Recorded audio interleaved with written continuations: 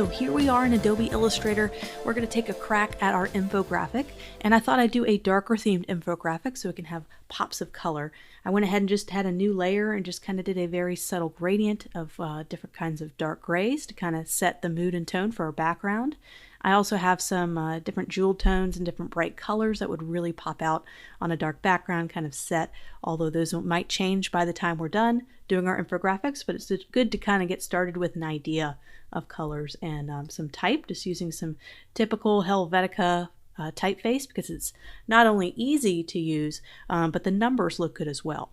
And so kind of picking out your typeface for your infographics. So you can see I have just a standard Helvetica. Sometimes if you use one of my favorite typefaces, let's say Railway, sometimes they have issues with numbers. And when you're working with infographics, it's very number heavy, so you want to make sure you have a typeface that's going to look great with the numbers used. So if you do this, 1, 2, 3, 4, 5, notice how the 3 and the 4 go past the baseline. It doesn't have kind of an even look like Helvetica would have. Let me go ahead and just adapt this. So you can kind of see the difference between how this stays on the baseline. And it looks a lot more clean when it comes to infographics. So that's kind of something to think about when you're looking at the typeface you're going to choose. For your infographics, the numbers are almost more important than the letters.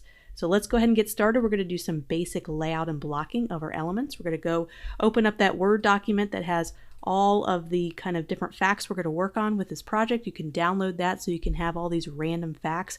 We're just going to copy and paste that into Adobe Illustrator, and we're going to go ahead and slide that off to the side. We're going to go ahead and see how many we have. So we have 1, 2, 3, 4, 5, 6, 7 different random facts. This will kind of be a random infographic kind of theme. It's not going to necessarily talk about one thing, but it's going to go over different few facts so that we can do different types of statistics. So we have 7 different items. So it looks like we have an 8th, but that's a large, it looks like it could be a more of a bar graph or a line graph. So we want to make sure we have a lot of room for that one. So let's have our title. So we're going to have our title. It's going to be the big page of random infographics. So that title is going to go here. We do it right here in the middle. That could look really nice. And this is what blocking and layout is all about, is figuring out what we think might look best, and that can change quite frequently as we figure this out. So that could be a good place for a title right here in the middle, and we can have the infographics spread around. So I'm assuming the other 7, just looking at the figures and kind of seeing, okay, by the age of 60, these are very simple statistics and facts and figures. So I'm thinking when we have 7 simple ones, we can kind of just have different varying boxes. You can always hold down Option and drag to go ahead and duplicate your box and make it easier. We have 7 different infographics to fit in. So this is great because we can see how much room we have for each infographic as we do them. We don't have to do the infographics and then all of a sudden we realize we didn't have enough room to fit in the 7th one, and then now it's a cram design. And we want to have room for our bottom one, which is going to be, let me go ahead and make these a small. And I'll go ahead and show you the final one. I've already kind of figured out the layout, but I'm just kind of showing you how I go through this process. We have this big line graph that we're going to have to do. So let's go ahead and hold down Option and make a bigger area for the line graph. We want to make sure we have enough room for that. And this may mean we need to make our title a bit smaller so we can have room for our infographics. This is why blocking ahead of time is so critical, because you can avoid having to go back and do a lot of modifications because you've already kind of set a plan in place for your design. So I know it's not perfect, but there's kind of 7 different facts. We have our 8th larger line graph, and we have a title. So we have all of our main elements blocked out. Let's get to the fun part. We're going to do these one at a time. We're going to start with the top and work our way down. So as you can see, I spent a few moments kind of fine-tuning our layout, just kind of find the right balance and making sure certain elements kind of fit nicely in different areas, and we had different variations of sizes. So let's get started with our first one. So our first one is by the age of 60, most people have lost 50% of their taste buds. Well, I didn't know that. That's kind of a neat fact. So let's start to break this down and figure out the best way to visually present this. So this is a very easy one. It's a nice 50-50 split. The first thing that comes to my mind is kind of a pie chart, or kind of something that's split in half. So I thought let's do kind of a pie chart, but instead of doing a full circle, let's kind of do a more streamlined, modern, skinny pie chart. And I'll go ahead and show you an example here. of kind of what I'm talking about. It's a little bit more modern. You don't have the whole center filled in, doesn't take up as much space. So how we're going to do this is we're going to draw a simple circle, and we're just going to make it a stroke. So we're going to do a white stroke. Let's go ahead and make this about the size that we want to make it. So maybe about that size, maybe slightly bigger. And let's increase our stroke a little bit. We don't want to have it too thick. We don't want it to be too chunky. That could work with certain instances, but I think I want to incorporate a photo into this one. I want this to be very clean because it's a very simple fact. So I'm going to go ahead and reduce this, maybe find the right stroke. I want it to be that skinny modern look.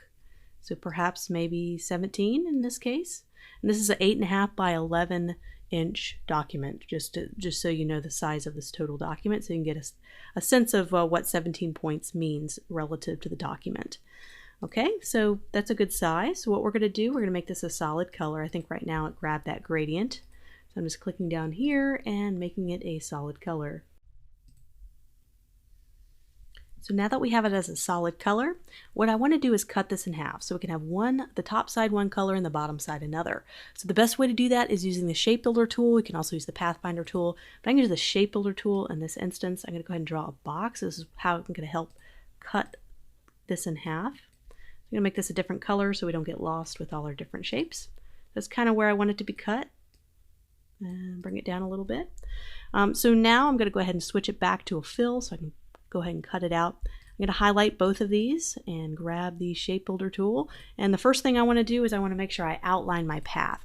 So you notice I still am able to edit the stroke in this, and I need to go ahead and outline the path. So I'm going to go to Object, Path, Outline the stroke, and so it's going to go ahead and outline it. I can no longer edit it, but that's okay because we're ready to go ahead and cut it out. So I'll select both objects, going to go over here to my Shape Builder tool, and instead of adding, I'm going to subtract from this. I want to punch these two elements out.